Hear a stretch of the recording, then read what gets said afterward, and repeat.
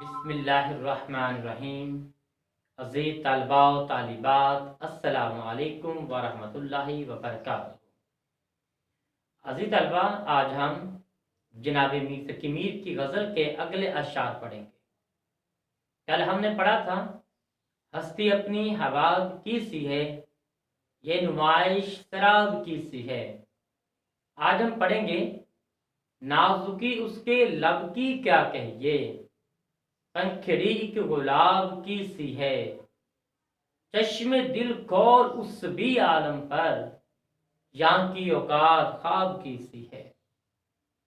अरे तलबा, हमारा एक लेक्चर हुआ था जिसमें आपको गज़ल के अशआर की तशरीह के लिए कुछ अहम हदायत दी गई थी।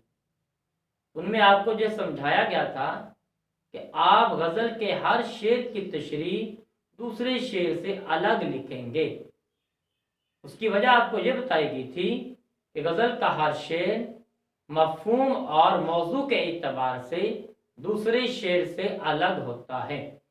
उसका अमली मुज़ाहिरा आज आपको मैं दिखाता हूँ।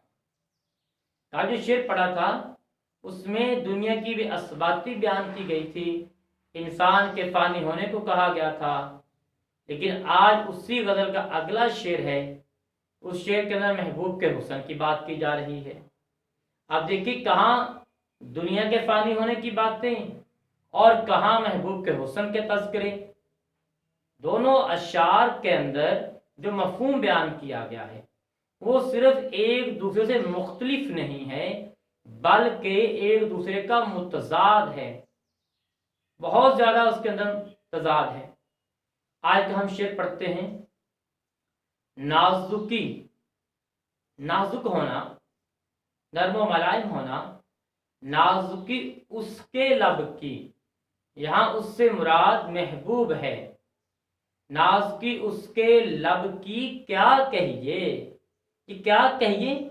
आम तौर पर हम किसी चीज की तारीफ करते हुए वाह वाह करते हैं और कहते हैं जी क्या कहने। अब देखिए, नाजुकी उसके लब की क्या कहिए। शायर ने अपने महबूब के लबों की तारीफ करते हुए कहा कि उसके लबों की नाज़ुकी के क्या कहने। पंखड़ी एक गुलाब की सी है, मेरे महबूब के होंठ तो गुलाब की पत्ती की मानित नर्म नाजुक और खूबसूरत हैं। नाजुकी उसके लब की क्या कहिए, पंखड़ी की गुलाब की सी है। हमारी उर्दू शायरी खास तौर पर और गज़लिया शायरी के अंदर, गज़ल शायरी में महबूब के हुस्न के तज़किरे बढ़ा चढ़ा कर पेश किए जाते हैं। बहुत ज़्यादा मुबालगा आराई से काम लिया जाता है, तशबीह और इस्तारे से काम लिया जाता है। हमारे इस शेर के अंदर भी शायर ने महबूब के होंठों को फूल की पंखड़ी से, फूल की पत्ती से तशबीह दी है। दो वजूहात की बना पे तशबीह दी गई है। एक तो महबूब के होंठों की खूबसूरती और दूसरा महबूब के होंठों का नाजुक होना। इस चीज को फूल की पंखड़ी की मानित करार दिया गया है। देखें क्या कहा शायर ने, नाजुकी उसके लब की क्या कहिए, पंखड़ी एक गुलाब की सी है।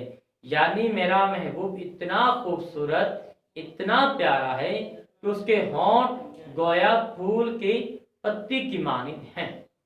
अभी तलबा, अब हम इससे अगला शेर देखते हैं। चश्मे दिल खोल उस भी आलम पर, यहाँ की औकात ख्वाब की सी है। चश्मे दिल, दिल की आंख, खोल उस भी आलम पर, उस भी आलम से मुराद अगला जहान। शायर कहता है कि दिल की आंख अगले जहान की तरफ खोल, या दिल की आंख से अगले जहान को देख। इंसान जीते जी दुनिया के अंदर गुम होकर रह जाता है और आखिरत की बिल्कुल फिक्र नहीं करता। अब शायर ने कहा, चश्मे दिल खोल उस भी आलम पर, अपने दिल की आंख खोल और अगले जहान को देख। यहाँ की औकात ख्वाब की सी है। यहाँ की औकात, जहाँ हम रहते हैं, यहाँ हमारी बस्तियाँ हैं, यहाँ शहर आबाद हैं, تو جو دنیا ہے اس کی جو مثال ہے یہ خواب کی مانند ہے۔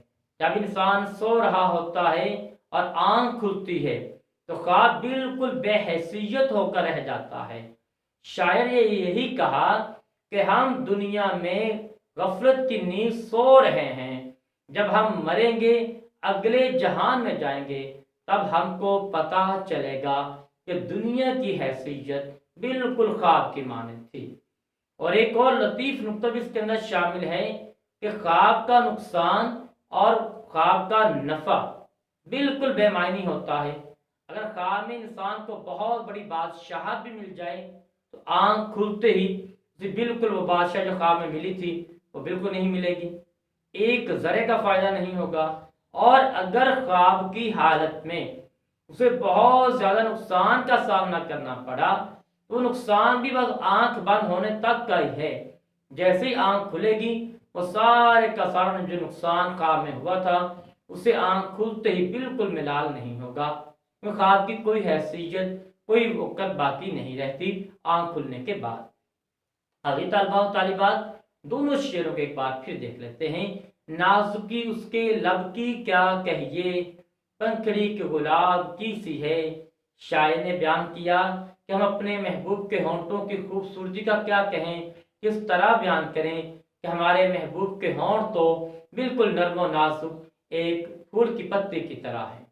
اور دوسرے شعر کے اندر کیا بیان کیا گیا، دوسرے شعر میں کہا گیا چشم دل کھول اس بھی عالم پر، یہاں کی اوقات خواب کی سی ہے، کہ اگلے جہان کو دیکھو اور اگلے جہان کو سوچو، دل کی آنکھوں سے اگلے جہان کو دیکھو، کیونکہ جو جہاں کی جو زندگی ہے وہ تو بالکل ایک خواب کی مانند ہے۔ اور جیسے انسان کی آنکھ کھلے گی تو انسان اگلے جہان میں جائے گا، اور اصل جہان وہی ہوگا۔ عزیز طلباء و طالبات ہمارے لیکچر کا یہیں پہ اختتام ہوتا ہے۔ فی امان اللہ، السلام علیکم۔